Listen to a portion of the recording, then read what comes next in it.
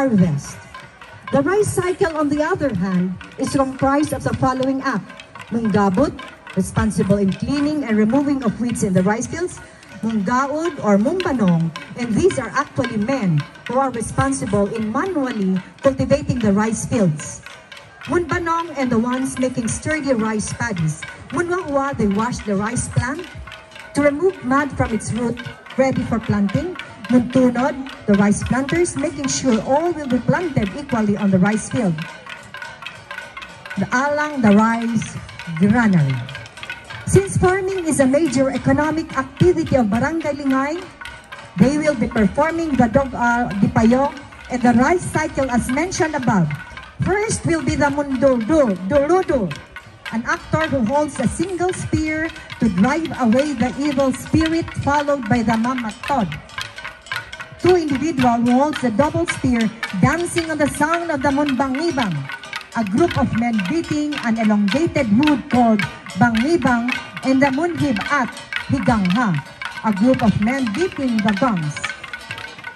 After the dog is performed, a group of men and women are demonstrating the rice cycle, starting from the Munggabot, followed by the Munggaod,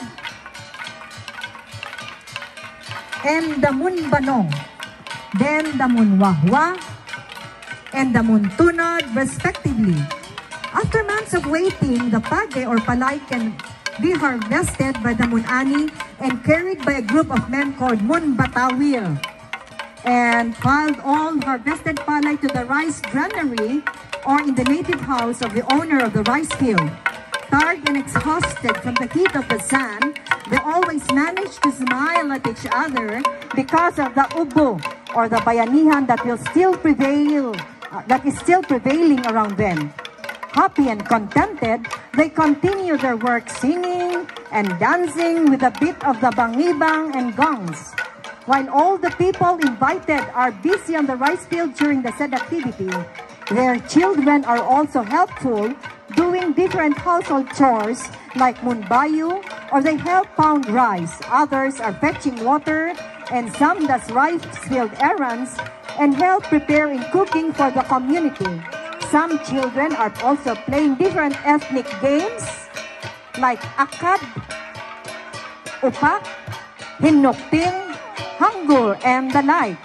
The native house banners are representations of the different organizations and the diverse people of Barangay Lingay, but is united when it comes to progress, development, camaraderie, and challenges, making it as a resilient community. Lingay, the mother barangay of the Riverside, performing the Dog-Ardi-Payo and the rice cycle activity.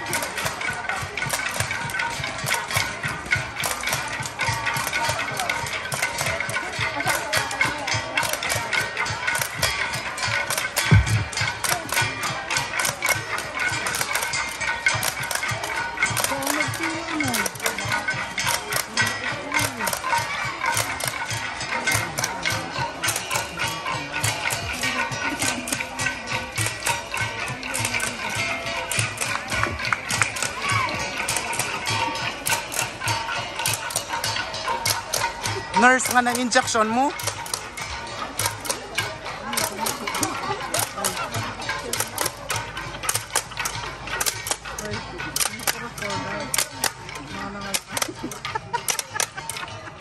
Terry, nagkadi na ko din eh. Di mo ka kailangan kami pa po.